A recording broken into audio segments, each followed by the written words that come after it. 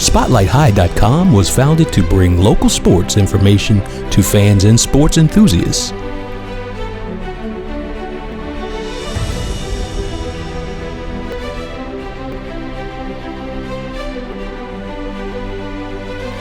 Good luck to you next week. I appreciate it. Thank you.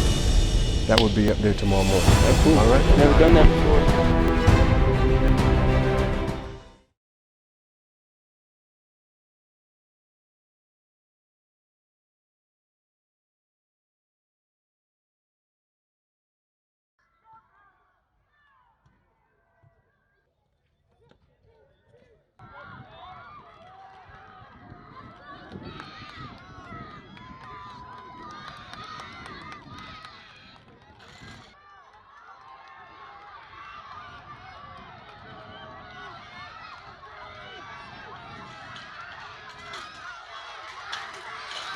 Coach John here with Spotlight High. I'm on location at Todd Stadium at 5A state champion, and I'm joined by Calvin Farmville of Princess Anne. He just won long jump, boys long jump with this jump of 23 feet plus some. So what you win it with?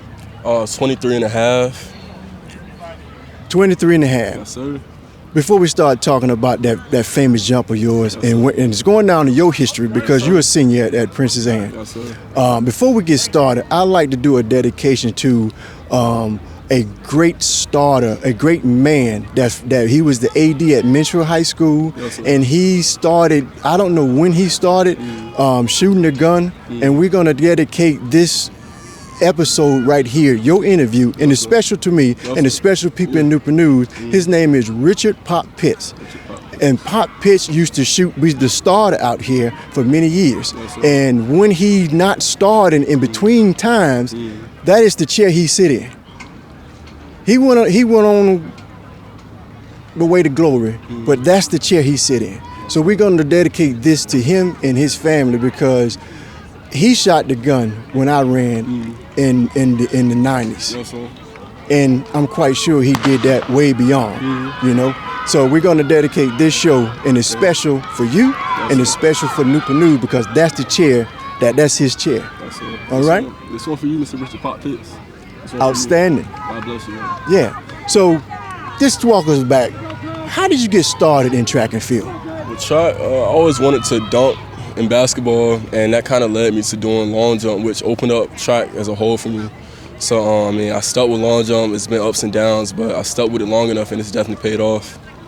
Doing the things that we've been going through with a little year that we had last year, how did you stay focused and keep your mind focused and keep your body in shape during these times?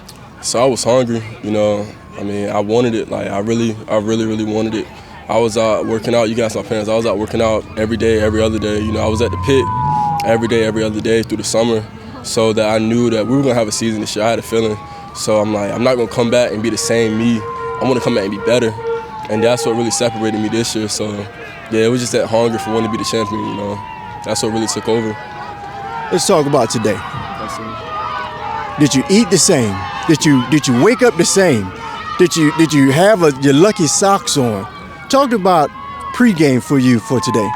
Well, yesterday I graduated, so I've been praying all week that this is just gonna be a good day. I already knew that momentum from that celebration was gonna roll over today. And I woke up, felt good. Got in the car, I'm happy, hyped. I'm ready. I'm just ready to go. So it was the same as always. Wake up, pray, and God take care of the rest.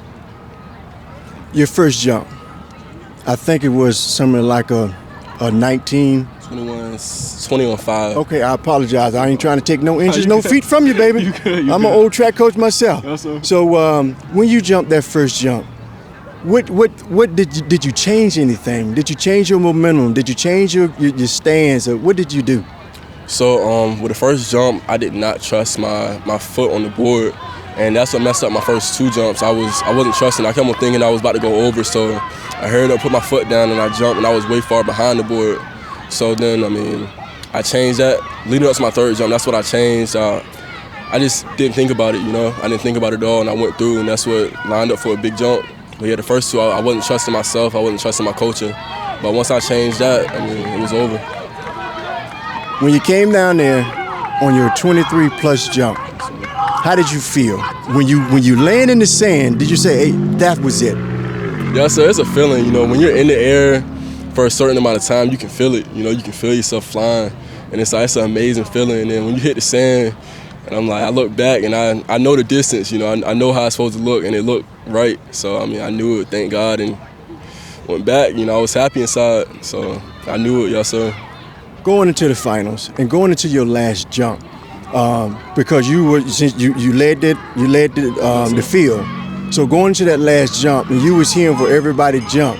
So when you saw that nobody came close to you, were you more relaxed, or you was trying to beat your own jump? It's a little bit of both, you know. The whole time I'm under my umbrella, but I'm listening. I'm not looking because I don't want to look, but I'm listening. You know, the guy from Tucker, he's a great jumper, and I'm just looking out for him because I know he's the only one that had a jump further than me leading, like going into the track meet. So I'm listening. I'm not looking, but I'm listening. And once I hear no one went 23 plus, you know, I'm happy. But then I'm like, you know, I already won it. Let's really try to go get something. So it's like it's mixed feelings. You know, I'm like, I'm happy, but it's still business. You know, it's still time we still got more that we can go. So yeah, that's all. The last time you was over there in that sand, that's going to be the last, because you graduated last year. That's going to be the last. What are you going to take from this meet for yourself? Trust in your coaches, trust in God. You know, don't think just because it's a state meet, you got to do anything different. You know, block everything else out. Do everything like you've done it before, and, you know, the rest going to take care of itself. You know, you might not jump great first, but stick to your technique, stick to your training. And, I mean, that's what's going to take over. You know, that's what's going to provide you with a big jump. Pretty much that was my last question is that what would you leave the underclassmen? What would you leave? What thoughts would you leave specifically for them? And you pretty much wrapped that up, but do you have any more to add to that? Yes, sir. Don't focus on anyone else. Just for me, going into the competition, this is the first time that someone's had a further jump going into the meet than me. And I mean, I knew that, but I was like, it's you versus you. It's not me versus him, it's me versus me. You go out there and you jump as far as you can. Don't worry about anybody else, because at the end of the day, you're the one that's jumping.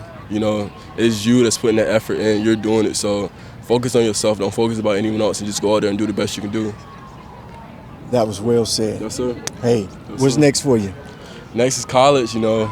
Recruiting was really bad due to coronavirus, but coaches are definitely starting to talk to me now, and, you know, it's something good gonna come out of it, you know. Not stressing, you know, faith in God, it's something good's gonna come out of it. Thank you for sitting down with Spotlight High, and we always focus on the kids in the community. And what you did today over there was outstanding. Yes, sir. Thank you so much. Thank you for having me. And I mean, the best is yet to come. Thank you so much. Now we are joined by Daddy Farmville. We have Father's Day coming up on Sunday. Yes, sir. Would you give your medal that you just earned today, would you give that to your father on Father's Day? Or are you already decided that I don't want to spill the beans? But isn't that a great Father's Day? Because Mama's Day is always every day. Yes, sir. Mother's Day is always is when you wake up, it's Mother's Day. Yes, sir. So he got to split his day on Sunday. Yes, sir. But would you let him just hold the medal and put it on there so he can walk around there and say, "That's my son"? Hey, most definitely. I mean, I wouldn't be here without him. So I mean, I wouldn't be jumping this without him. So it's only right, you know. It's not just mine, it's his, you know. It's both ours. So yeah, we both put in that work. Yes, sir. That's outstanding. Yes, sir. Dad, how does it feel to see your son jump something that he's one of the best in the state? How does that feel on a couple of days before Father's Day? Well, Coach, first of all, I'd just like to say this is one of the greatest sons that any father could ever have. He works hard. He's obedient. He's a student athlete. He does try to do everything he can to help the community. It's an honor. It truly is. And I thank God for him. I thank God for the coaches and the staff and everyone that had a part in helping him get to this platform. So it's a privilege. I'm a father myself with two wonderful kids. And it's just to see a father over there embrace his son like you did over there when he knew that he won is beautiful. Yes. Well, I already told him yesterday when he graduated, National Junior Honor Society, academics, honor, student. I told him, I said, son, you went all the way around, and tomorrow you got this. You already win regardless of what. So he already believed that in the spirit. It was just a matter of him, understanding, I'm a jumper. I'm going to go out there and compete and do all the things that I've been coached to do. And it paid off for him on a wonderful, beautiful day like today. Yes. So I'm thankful and appreciative for my son going out there and competing at the highest level and not giving up no matter things not going really well, but he stayed the course. And like I said, he's a warrior. He's a champ. Yes, sir. Congratulations, boy.